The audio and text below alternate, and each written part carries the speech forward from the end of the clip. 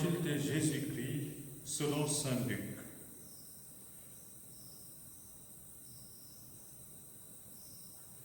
Un jour que Jésus enseignait, il y avait dans l'assistance des pharisiens et des docteurs de la loi, venus de tous les villages de Galilée et de Judée, ainsi que de Jérusalem.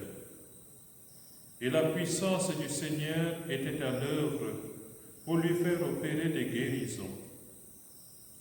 Arrivent des gens, portant sur une civière un homme qui était paralysé. Ils cherchaient à le faire entrer pour le placer devant Jésus. Mais, ne voyant pas comment faire à cause de la foule, ils montèrent sur le toit et, en écartant les tuiles, ils le firent descendre avec sa civière en plein milieu devant Jésus. Voyant leur foi, il dit, « Homme, tes péchés te sont pardonnés. » Les scribes et les pharisiens se mirent à raisonner. Qui est-il celui-là? Il dit des blasphèmes. Qui donc peut pardonner les péchés, sinon Dieu seul? Mais Jésus, saisissant leurs pensées, leur répondit, « Pourquoi ces pensées dans vos cœurs? Qu'est-ce qui est le plus facile? Dire, tes péchés te sont pardonnés, ou dire, lève-toi et marche. Eh bien, afin que vous sachiez que le Fils de l'homme a autorité sur la terre pour pardonner les péchés, Jésus s'adressa à celui qui était paralysé. Je te le dis, lève-toi, prends ta civière et retourne dans ta maison. À l'instant même, celui-ci se releva devant eux, il prit ce qui lui servait de lit et s'en alla dans sa maison en rendant gloire à Dieu.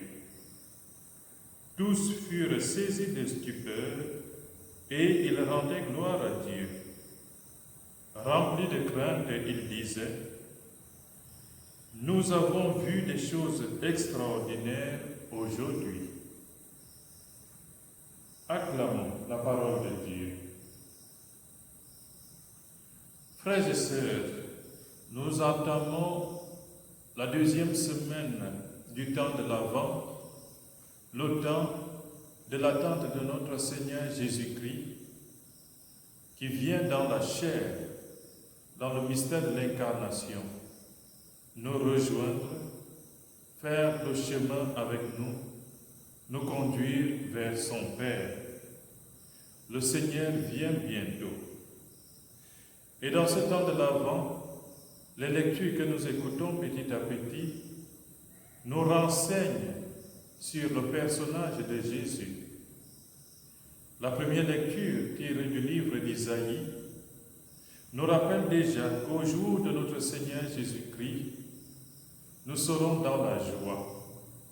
Ce seront des jours de joie parce que Dieu aura sauvé son peuple. Dieu aura envoyé l'Emmanuel. Il sera au milieu de nous. Ce que nous venons d'écouter dans l'Évangile, c'est la présence de ce Dieu unique qui est au milieu des hommes et qui opère des guérisons, qui opère des miracles de guérison, qui est venu pour consoler ceux qui pleurent, guérir ceux qui étaient malades, libérer ceux qui sont emprisonnés. Et l'évangile de saint Luc nous montre justement le cas d'une personne paralysée qui est accompagnée par certainement ses amis, mais ses amis vont poser un acte extraordinaire de charité afin de délivrer, ou du moins de présenter leur ami au Seigneur. Par leur foi, ils vont se frayer une faille sur la toiture pour faire descendre leur ami malade, paralysé, devant le Seigneur. Et devant ces gestes uniques, ces gestes de charité inouïs, le Seigneur va manifester sa miséricorde.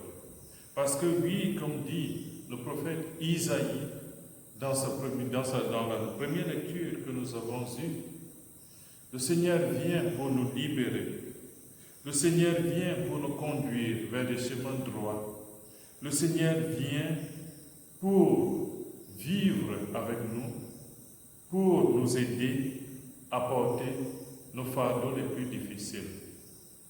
Et il va soulager le fardeau de cet homme paralysé. Lorsque ses amis vont le faire descendre du toit jusque devant Jésus, eh bien le Seigneur manifeste non seulement sa miséricorde, mais qu'il est bien l'Emmanuel qui vient au milieu de nous. Il est bien le Dieu avec nous. Et lorsque ceux qui assistent à cet événement vont s'interroger et vont se dire devant les paroles de miséricorde du Seigneur, qui déclare aux paralysés, « Lève-toi, tes péchés te sont pardonnés », lorsqu'il déclare que le Seigneur blasphème, que seul Dieu peut pardonner les péchés, eh bien Jésus, au milieu et au-dessus de tout le monde, va manifester qu'il est ce Seigneur tant attendu, cet Emmanuel, ce Dieu avec nous. Le Seigneur est donc au milieu d'eux, et du fait qu'il soit au milieu d'eux, il peut lui seul pardonner les péchés. Eh bien oui, frères et sœurs, le Seigneur vient aussi nous délivrer. Nous allons célébrer bientôt les festivités de Noël. Nous allons laisser le Seigneur naître d'abord dans nos cœurs. Et tout ce cheminement, c'est pour nous faire grandir davantage dans la foi de l'incarnation, pour comprendre que celui qui vient, c'est celui qui vient nous libérer de tout péché. C'est celui qui vient nous libérer de tous nos fardeaux. C'est le Seigneur Jésus-Christ. Et comme le disait le psaume que nous avons chanté aujourd'hui, nous écoutons ce que dira le Seigneur Dieu. Et que dit le Seigneur? Le Seigneur déclare la paix pour son peuple et ses fidèles. Son salut est proche de ceux qui le craignent et la gloire va bientôt habiter notre monde. Oui, cette gloire va pousser la justice et la paix à cohabiter.